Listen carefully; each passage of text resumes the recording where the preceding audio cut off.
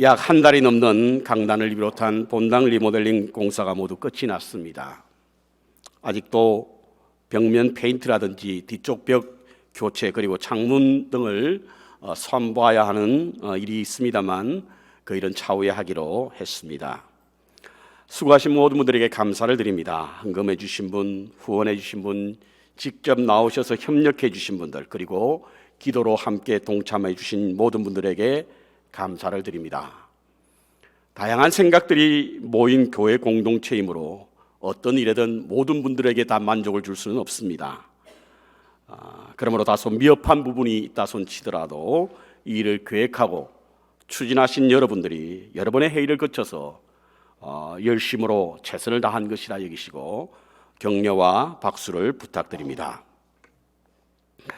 교회 공사를 하게 된 것은 단순히 눈에 보이는 외적인 아름다운 것만을 위한 것은 아니었습니다. 새로운 변화를 위한 발걸음을 시작하기 위한 것이었습니다.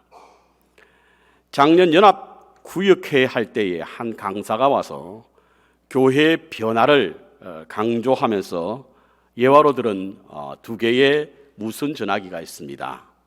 하나는 폴드형 이 전화기고요. 다른 하나는 스마트폰입니다. 여러분, 폴드형 전화를 사용한 지 불과 몇 년 안 되었죠. 하지만 지금껏 이것을 사용하는 분들은 별로 많지 않습니다. 아마 이것을 고집하는 분들은 거의 없을 것으로 여겨지는데 모두들 스마트폰을 사용하지 않습니까? 그럼에도 불구하고 교회는 이전 것을 고집하고 그 속에서 벗어나지 못한다라고 하는 강의를 우리에게 해줌으로 교회 변화에 대한 도전을 하게 했습니다. 언젠가 젊은 남성교회 회원들과 대화를 하던 중에 참으로 뼈아픈 이야기를 들었습니다. 그분이 저희 교회를 오신 지 한 10년쯤 된 것으로 말씀하고 계셨는데요. 그분이 10년 전에 교회를 출석할 때와 지금 10년이 지난 후에도 전혀 교회에 변화가 없다, 이런 말을 했습니다. 그러면서 더 염려스러운 것은 앞으로 10년 후에도 변화가 없을 것이라고 하는 염려와 걱정을 하는 것을 들었습니다. 저는 그들의 말이 오늘날 젊은 사람들이 교회에 머물지 않고 떠나는 이유라고 생각합니다. 시대는 변하고 세상은 바뀌는데도, 그래서 우리의 삶에 여러 가지 모양의 변화가 있음에도 불구하고 교회는 마치 시간이 정지되어 있는 것처럼 변화에 매우 더디고 변화에 대한 저항을 하고 있음을 보게 됩니다. 교회는 변해야 됩니다, 여러분. 물론 변화에 따른 여러 가지 불편함이 있습니다. 익숙하지 않아서 오는 스트레스도 있지요. 그래서 변화를 두려워하고 변화에 대한 저항을 할 때가 많이 있습니다. 물론 지금까지 해왔던 것이 부족하거나 잘못되어서 변화를 하자는 것은 아닙니다. 변화하지 않으면 지금껏 얻었던 것 더 이상을 얻을 수 없기 때문에 그렇습니다. 지금 현재의 모습 이상의 것을 기대할 수 없기 때문입니다. 지금보다 보다 나은 미래와 시대 변화를 주도하기 위해서는 교회는 끝없이 변해야 된다는 것입니다. 변화는 두 가지가 있습니다. 눈에 보이는 물리적 변화가 있고요, 보이지 않는 심리적 그리고 영적 변화가 있습니다. 물리적 변화는 환경의 변화를 말하는 것으로요, 시설을 바꾼다든지 구조와 시스템을 바꾸는 것을 우리는 물리적 변화, 보이는 변화라고 말할 수 있습니다. 다른 하나는 심리적 혹은 영적 변화로서 내면의 변화를 말하는 것으로요, 마음과 생각 그리고 태도, 신앙의 영적 자세, 이러한 것들을 말하는 것입니다. 저는 교회를 새롭게 단장하는 물리적 변화를 통해서 우리의 심리적이고 영적인 변화도 함께 가져와야 한다라고 하는 믿음으로 기도하고 있습니다. 그리고 그 변화의 시작은 바로 나로부터 시작되어야 합니다. 아무것도 변하지 않을지라도 내가 변하면 모든 것이 변한다라고 하는 말이 있습니다. 주위의 환경의 변화가 없어도 우리 각자가 변화의 삶을 살면 우리의 공동체는 변할 줄로 믿습니다. 저는 교회 변화를 위해 기도하면서 우리의 후손들에게 물려줄 신앙의 영적 유산은 과연 무엇인가, 대하여 곰곰이 생각하는 시간을 가졌습니다. 바꾸어 말씀드리면 눈에 보이는 물리적 교회 건물뿐 아니라 보이지 않는 영적인 올바른 교회 문화적 유산을 남겨줄 것이 무엇인가 이런 생각을 하게 되었습니다. 교회 올바른 문화는 매우 중요합니다. 왜냐하면 그 문화는 교회의 체질이 되기 때문에 그렇습니다. 건강한 그리스도인의 DNA, 곧 유전자를 가지기 위해서 우리는 교회의 건강한 문화, 건강한 교회 문화를 정착시켜야만 합니다. 어떤 교회가 가장 이상적이고 좋은 교회일까? 그것은 두말할 것도 없이 영적인 교회입니다. 물론 영적이란 것을 미신적이다 혹은 신비적이다 라고 하는 의미로 말씀드리는 것으로 오해하지 않기를 바랍니다. 하나님께 속한 교회, 그것이 바로 영적인 교회입니다. 교회는 세상과 다른 꿈과 이상 그리고 환상을 가진 곳이 바로 교회입니다. 그래서 우리가 가져야 할 이상적 교회의 가치는 바로 영적인 것이라고 하는 것입니다. 그래서 교회는 세상과 다른 영적인 문화가 자리 잡아야 하고 영적인 분위기가 있어야 합니다. 가슴을 열고 팔을 벌리면 영적인 하나님의 숨결과 기운이 느껴지는 그와 같은 느낌이 있는 곳이어야 합니다. 영혼의 힘을 얻게 하고 마음의 평안을 누릴 수 있는 공간이 바로 우리 교회 공동체요, 우리 교회의 모습이 되어야 한다는 것입니다. 그러기 위해서는 하나님의 영으로 우리가 새롭게 되어야 될 줄 믿습니다. 교회 영적 문화와 분위기를 바꾸기 위해서는 우리가 바꿔야 할 것은 바로 공기입니다. 공기. 영적인 공기를 바꿔야 합니다. 이를 위해서는 성령의 바람이 우리 교회에 불어야 될 줄로 믿습니다. 그래서 오늘 저는 성령의 바람이라고 하는 말씀을 준비했습니다. 성령, 프뉴마, 루하르라고 하는 헬라어와 히브리어의 이 의미는 바로 숨, 바람, 혼이라고 하는 그런 의미를 갖고 있는데요. 성령과 바람은 여러 가지 모습에서 유사한 점이 많아 아마 그와 같은 단어를 쓰지 않았을까 봅니다. 예를 들어 바람과 영은 존재는 하지만 볼 수 없고 하지만 느낄 수 있다라고 하는 공통점이 있습니다. 바람과 영은 보이지는 않지만 그 힘이 대단하다라고 하는 것도 유사점으로 꼽을 수가 있습니다. 그래서 성령을 바람으로 해석하는 분들이 많은데요. 성령의 바람으로라고 하는 제목을 붙이게 되면 어법상 중복되는 단어의 충돌이 가져오는 그런 문장일 수 있기 때문에 이 단어를 쓰는 것이 매우 조심스러웠지만 성령을 바람보다는 하나님의 영으로 생각하며 하나님의 영의 바람이란 뜻으로 이해하며 이 말씀을 함께 나누도록 하겠습니다. 왜 교회는 성령의 바람이 일어나야 할까? 그 말씀을 묵상하기 전에 먼저 바람의 역할을 통해서 성령과 함께 연관지어 말씀을 나눠보도록 하겠습니다. 바람은요, 첫 번째로 씨를 뿌리는 역할을 합니다. 여러분은 민들레를 너무나 잘 아실 것입니다. 처음에는 노란색을 지닌 이 꽃은 시간이 지나면서 그 꽃이 이 홀씨가 되어 바람에 의해서 번지는 것이 바로 이 민들레입니다. 그래서 민들레는 어느 특정한 곳에만 있는 것이 아니라 아주 넓게 퍼져 있습니다.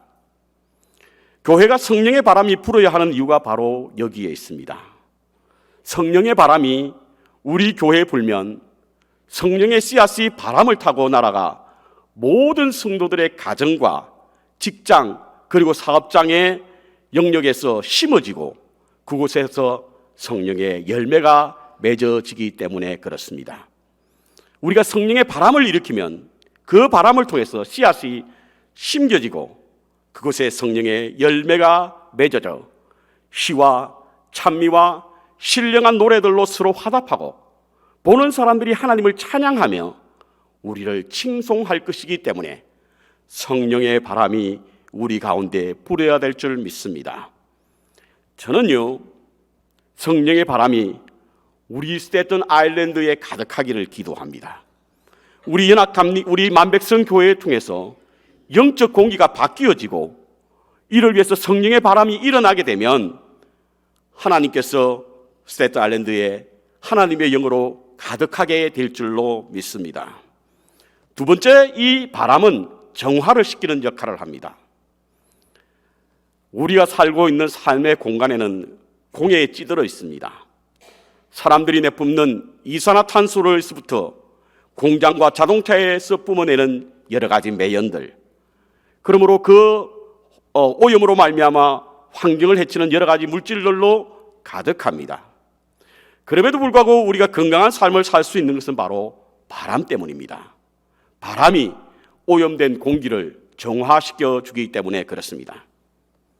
우리는 이민의 삶도 여러 가지로 인하여 많은 아픔과 상처를 가지고 삽니다. 이유 없는 차별을 느낄 때도 있고요. 크고 작은 무시와 외면을 당하여 수치심을 느낄 때도 참 많이 있습니다. 그때마다 우리의 마음은 참으로 병들어가는 것입니다. 그래서 우리의 인성은 삐뚤어지고 우리의 인격은 파괴되어 가는 것입니다.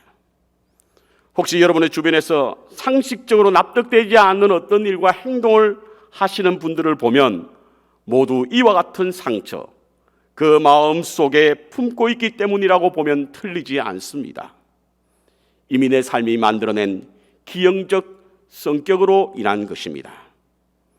흔히 이민교회 문제를 진단하는 분들의 주장에 의하면 지금 이민교회가 갖고 있는 여러 가지 갈등에 휩싸이는 것은 이민자들의 고달프고 힘든 삶과 무관하지 않다라고 하는 말을 하는데요. 삶 속에서 일어나는 여러 가지 상처들이 교회로 그대로 유입되어 다른 형태로 변모해서 문제를 발생시키는 것이라고 하는 것입니다.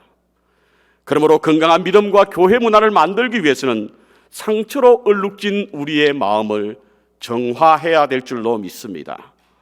마음이 상한 자를 고치시는 성령 하나님의 바람으로 우리의 마음을 새롭게 하고 정결케 해야 합니다. 세 번째로, 바람은 얼어붙은 곳을 녹이고 땀을 식혀줍니다. 우리의 자주 부르는 동화 가운데 산 위에서 부른 바람, 시원한 바람이라고 하는 그런 노래가 있습니다.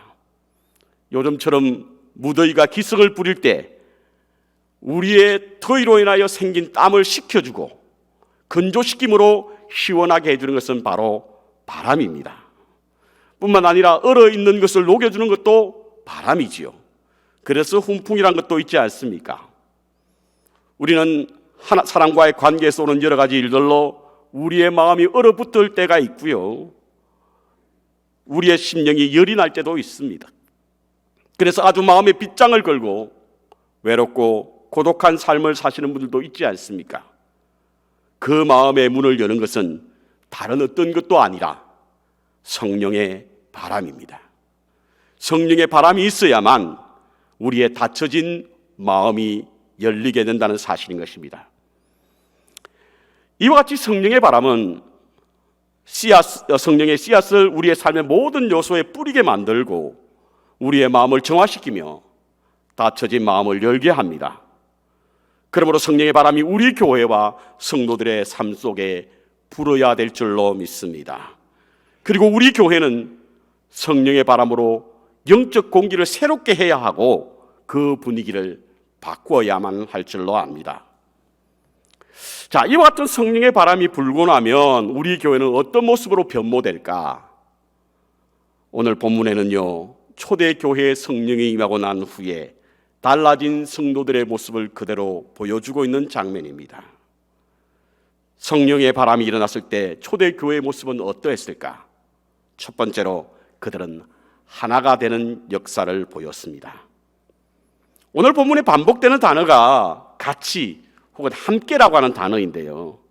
이는 성령이 임하고 난 후에 가장 달라진 그들의 모습이었고 이를 통해서 교회가 탄생되었습니다. 그들은 함께 모이기에 힘썼다는 겁니다. 이것이 교회의 시작이었다는 거지요. 곧 성령의 바람은 성도들로 하여금 하나가 되게 한다는 사실입니다. 그렇습니다. 성령은 하나 되게 하시는 하나님이십니다. 성삼위 되시는 하나님이 하나 되게 하신 분이 바로 성령님 아니십니까? 우리 교회가 여러 가지 일들로 하나가 되자라고 하는 노력도 하고 기도도 하고 또 하나가 되기 위한 여러 가지 프로그램도 다양하게 준비하고 계획하고 실행하고 있지만 근본적으로 우리가 하나 되기는 방법은 바로 성령의 바람이 일어야 될 줄로 믿습니다. 성령의 바람이 우리를 하나가 되게 한다는 것입니다. 성령의 임재와 그 증거인 은사가 가장 쉽게 나타나는 것이 방언입니다. 그래서 저희 교인들도 방언하시는 분들이 참 많습니다. 방언은 하늘의 언어라고 합니다. 그래서 우리가 이해할 수 없는 언어입니다. 혀가 꼬이기 시작하고 가슴이 뜨거워지기 시작할 때 생기는 언어가 바로 방언 아니겠습니까? 그런데 방언에는 세 가지가 있습니다. 첫 번째로 다른 사람이 알지 못하는 방언입니다. 이들은 반드시 통역이 있어야 된다고 고린도서 14장에는 말씀하고 있습니다. 두 번째로 자신도 알아들을 수 없는 방언이 있습니다. 자신이 무슨 기도를 하고 있는지 알 수 없지만 하늘의 언어로서 기도하는 그것이 바로 방언입니다. 마지막으로 사람들이 알아들을 수 있는 방언입니다. 그 방언은 바로 각 사람의 언어로 말하는 것으로 오순절 성령이 임했을 때에 나타난 성령의 임재 증거가 바로 다른 나라 사람들이 알아들을 수 있는 방언이었습니다. 여러분, 언어가 흩어진 것이 언제였습니까? 창세기 보면 바벨탑 사건으로 말미암아 하나님께서 언어를 흩어놓으셨습니다. 사람이 하나님과 같이 되고자 하는 욕심 때문에 바벨탑을 높이 쌓자 하나님께서는 그들이 사용하는 하나가 된 언어를 흩어놓으심으로 말미암아 그들이 더 이상 바벨탑을 쌓을 수 없도록 만드셨는데요, 그렇게 흩어놓으셨던 그들의 언어를 하나로 모은 사건이 무엇이냐면 바로 오순절 성령 강림의 사건이었습니다. 이는 흩어졌던 모든 사람들이 하나가 되게 함으로 말미암아 하나를 이루시는 성령의 역할을 우리에게 보여주므로 성령의 바람이 일어나야만 하나가 될 수 있다라고 하는 사실을 우리에게 말씀해 주고 있습니다. 성령의 바람으로 세워진 교회는 반드시 하나라고 하는 DNA를 가지고 있습니다. 다양한 지체들이 모여 있지만 그리스도를 중심으로 성령께서 묶으시는 하나라고 하는 그 체질을 교회는 갖게 된다는 사실인 것입니다. 여러분, 에베소 교회가 분리의 위기에 왔을 때에 사도 바울 선생이 그들에게 뭐라고 말했습니까? 주님도 하나요, 믿음도 하나며 세례도 하나요, 하나님도 한 분이시다 라고 하는 사실을 강조하시며 성령께서 하나 되게 하신 것을 힘써 지키라 라고 말씀하고 있습니다. 이는 바로 성령은 우리를 하나 되게 만드므로 우리가 하나 되기 위해서는 성령의 바람이 우리 교회에 가득해야 될 줄로 믿습니다. 두 번째로 기쁨이 충만해졌습니다. 초대 교회는요, 성령의 바람으로 해서 가장 놀라운 변화는 바로 기쁨이었습니다. 기쁨. 여러분, 제자들이 예수님의 부활을 자신의 눈으로 직접 보았음에도 불구하고 여전히 두려움에 떨었습니다. 그들의 목전에서 예수님이 부활하시고 성천하시는 것을 보았음에도 불구하고 여전히 그들 마음속에는 의심이 가지 않았습니다. 그때에 성령의 바람이 일어났고 성령으로 말미암아 그들은 두려움에서 벗어나 기뻐하는 사람이 되었다, 이것입니다. 그렇습니다, 여러분. 성령의 바람은 우리에게 기쁨을 선물로 주십니다. 성령을 받았다고 하면서도 우울한 기운의 전파자로 사시는 분들이 있습니다. 근심과 염려 그리고 걱정의 전도사로 심각한 분들이 계세요. 성령을 받았던 때로 돌아가야 합니다. 성령을 체험했던 그 시간으로 돌아가야 합니다. 왜냐하면 희락은 성령의 가장 중요한 열매 중에 하나이기 때문에 그렇습니다. 그러므로 성령의 바람이 일고 나면 우리에게 기쁨이 충만해진다라고 하는 것입니다. 여러분, 데살로니가 교회는 매우 어려운 환경에 처해 있던 교회였습니다. 바울이 복음의 말씀을 전하고 교회가 채 세워지기도 전에 그를 쫓는 유대인들을 피하여 베레아로 도망감으로 말미암아 데살로니가 교회는 매우 연약한 그런 모습의 교회였습니다. 그런데도 말이죠, 데살로니가 교회는 사도 바울 선생이 얼마나 많은 칭찬을 했습니까? 믿음의 역사가 있는 교회예요. 사랑의 수고가 있는 교회였으며 소망에 인내가 있는 교회였다, 이렇게 칭찬했습니다.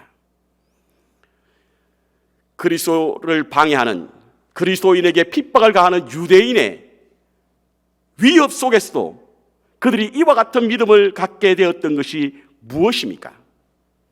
데살로니가전서 1장 6절에 보면 너희는 많은 환난 가운데 성령의 기쁨으로 말씀을 받아, 성령의 기쁨이 그들 가운데 충만했다는 겁니다. 그러니 그들에게 찾아오는 고난도, 환난도, 어려움도 그들은 능히 극복할 수 있었는 줄로 믿습니다. 찬송을 부를 때 좁은 길을 걸어도 밤낮 기뻐하는 것은 주의 영이 함께 하심이라. 하나님의 영이 우리 가운데 함께 하시면 어두운 밤길을 지날 때도, 좁은 고난의 길을 갈 때에도 우리 가운데 항상 기쁨이 충만해질 줄로 믿습니다. 여러분, 기쁨과 즐거움은 다른 말입니다. 즐거움과 기쁨은 다른 말이에요. 즐거움은요, 우리의 육신에 잠깐 다가오는 그런 감정이고요, 기쁨은 항상 우리 가운데 임하는 하나님이 주신 선물입니다. 남의 것 도둑질하고 그거 쓸 때도 즐거움은 있잖아요. 마약하는 사람도 즐거움은 있습니다. 술에 취해서 다니는 사람도 잠깐의 즐거움을 위해서 살지 않습니까? 그런데 기쁨은 그렇지 않습니다. 왜냐하면 즐거움은 환경이 주는 어떤 것, 그것 때문에 우리에게 오는 감정이라고 한다면, 기쁨은 우리가 성령께서 우리로 말미암아 하나님의 자녀됨을 확정해 주시고, 그래서 우리가 하나님의 자녀이라고 하는 어떤 존재로 인하여 찾아오는 것이 바로 기쁨입니다. 이것은 제 말이 아니라 현대신학자 폴 틸리가 그의 저서인 존재의 용기라고 하는 책에서 설명해 주고 있는데요, 그는 이렇게 말합니다. 도둑이 남의 물건을 항상 훔쳐서 돈을 물쓰듯 한 때에 즐거움은 있을지라도 그 삶 속에 참 기쁨은 없다. 그렇습니다, 여러분. 우리가 어떤 환경에 있을지라도 기쁨을 가져야 하는 것은 우리에게 찾아오는 어떤 욕망으로 인하여 즐거움을 얻는 것이 아니라 하나님의 자녀라고 하는 존재의 이유 때문에 얻는 기쁨이기에, 오늘 데살로니가 교회에서도 그들의 여러 가지 어려운 환경 속에서도 하나님의 자녀가 됨, 하나님의 유업을 유업으로 받을 자로서 기쁨을 누릴 수 있다라고 하는 것입니다. 그리스도인이 가져야 할 것은 즐거움이 아니라 기쁨입니다. 무엇을 취해서 얻는 즐거움이 아니라 우리가 하나님과 화평을 이루는 사람으로서 존재의 기쁨을 가져야 될 줄로 믿습니다. 자신의 이 뜻대로 이루어지기에 얻는 즐거움이 아니라 어떤 일에도 상관없이 기뻐하는 것입니다. 그래서 옥중에서 사도 바울 선생이 누차 강조했던 것은 기뻐하라, 내가 다시 말하노니 기뻐하라, 이렇게 말씀하고 있는 것입니다.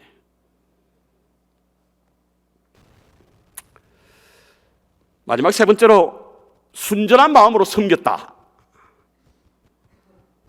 그들의 섬김은 참 순전했습니다.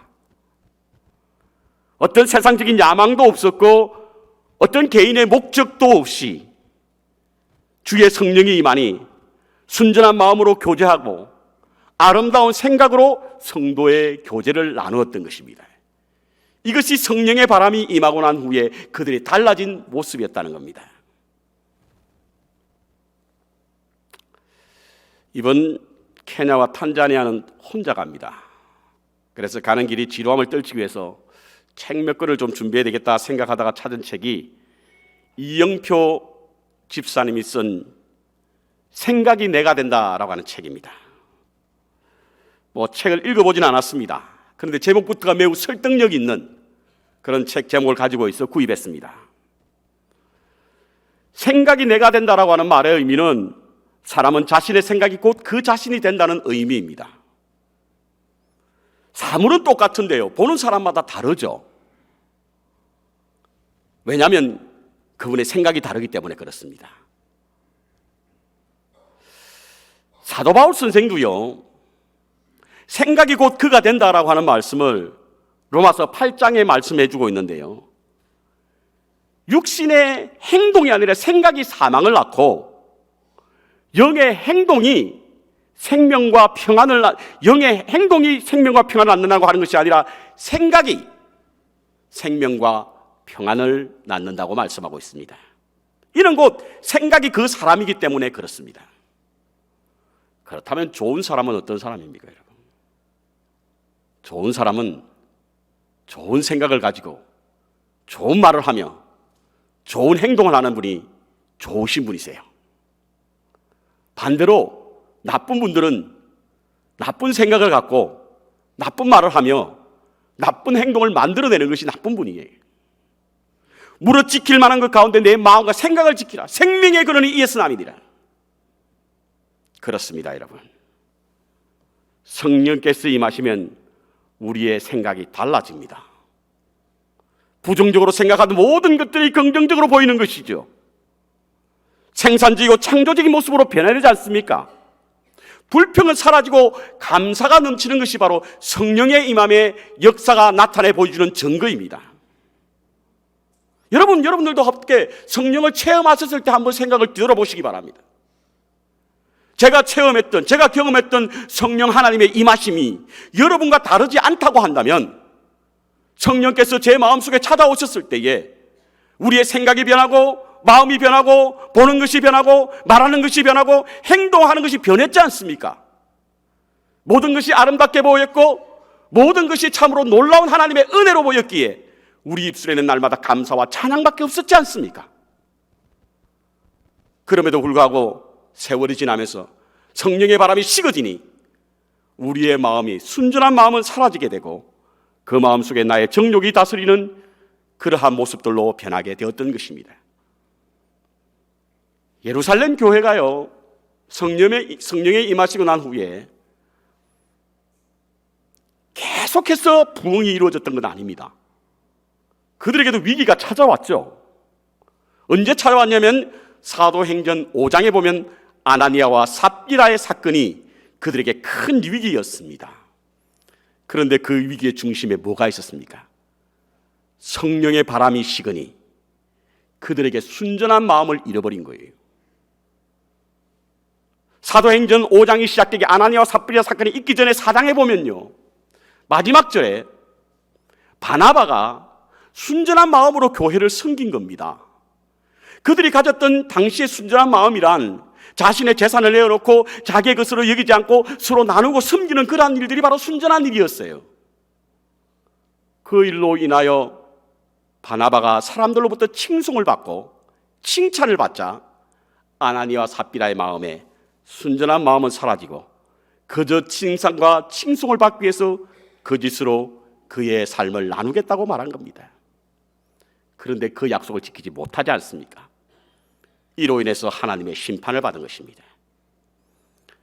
그것은 하나님의 성령이 우리 마음속에 있을 때는 우리의 마음과 생각이 순전하여 하나님의 의로움에 이를 수 있지만 성령의 바람이 식어지는 순간 순전한 마음은 사라지고 그곳에 우리의 탐욕과 이생의 안목, 육신의 정욕이 우리를 다스림으로 말미암아 우리는 하나님 앞에 거릇된 행위를 할 수 있다고 하는 사실인 것입니다. 성령을 받았다고 주장하면서 나쁜 생각, 나쁜 마음, 나쁜 행동을 하는 분들은 가짜 성령입니다. 하나님의 영이 임하면 하나님의 영이 나쁜 생각을 하지 못하도록 끊임없이 우리의 마음을 다스리고 계시기 때문인 줄로 압니다. 이와 같은 성령의 바람은 예루살렘 교회를 영적인 것으로 바꾸어 놓고 그래서 사람들로부터 칭송을 받기 시작한 것입니다. 하나님은 우리 교회를 통해서 이 뉴욕 지역의 공기를 바꾸고자 하시는 뜻이 있음을 저는 믿습니다. 그러기 위해서는 우리가 우리 교회 안에서 성령의 바람을 일으켜야 될 줄로 믿습니다. 그렇다고 하면 성령의 바람을 위해서 우리는 해야 할 일이 뭔가? 간단하게 두 가지 말씀만 드리면 첫 번째로 꾸준한 기도 생활입니다. 성령의 마가의 다락방에서 성령의 체험을 했던 사람은 모두 120명이었습니다. 그런데 원래는 이보다 훨씬 더 많았지요. 고린도전서 15장에 보면 500명이었다고 말씀하고 있습니다. 그럼에도 불구하고 120명만 성령의 임하심을 체험하게 되었던 이유가 과연 무엇이었을까? 그것은 그들은 꾸준한 기도 생활이었습니다. 조급하게 무엇을 얻겠다고 여기저기 쫓아다니지 마시기 바랍니다. 단번에 우리의 영적인 것을 채워주는 것은 이 세상에 없습니다. 인내하며 주의 임재를 기다리는 기도 생활을 통해서 성령의 바람을 느낄 수 있을 줄로 믿습니다. 두 번째로 우리의 삶을 주님께 내맡기는 겁니다. 내 인생의 주체가 내가 아니라 하나님이심을 알고 그분만을 바라보며 주의 임재를 사모하며 갈망하면 주의 성령의 이끄심을 경험하게 될 줄로 믿습니다. 깊은 하나님과의 사귐과 잠잠히 경건에 이르는 연습을 통해서 우리는 바람같이 임하시는 주의 성령의 임재를 경험할 수 있게 될 줄로 믿습니다. 건강한 체질을 가진 교회로서의 변화가 있어야 합니다. 그러기 위해서는 건강한 교회 문화가 우리 교회에 정착되어야 하고, 이를 위해서는 성령의 바람이 일어나야 될 줄로 믿습니다. 이민의 삶에 쫓겨서 지치고 상한 마음을 위로받고 삶의 영역에서 성령의 아름다운 열매를 맺기 위해서 우리는 성령의 바람이 우리 교회에 가득해야 될 줄로 믿습니다. 그때는 우리는 하나가 되고 기쁨과 순전한 마음으로 모이기에 힘쓰는 교회가 될 줄로 믿습니다. 하나님의 약속을 의지하고 꾸준한 기도 생활과 하나님과의 친밀한 시간을 통해서 성령의 바람이 우리 뼛속까지 경험되어지는, 느껴지는 은혜가 있기를 축원합니다. 교회가 새로워지고 성도의 가정이 하나님의 은혜로 충만해지기를 바랍니다. 우리에게 하나님의 영으로 살 수 있도록 해주시는 하나님의 바람으로 교회가 거듭나고 성도의 삶이 영적으로 풍성해지기를 주님의 이름으로 축원합니다.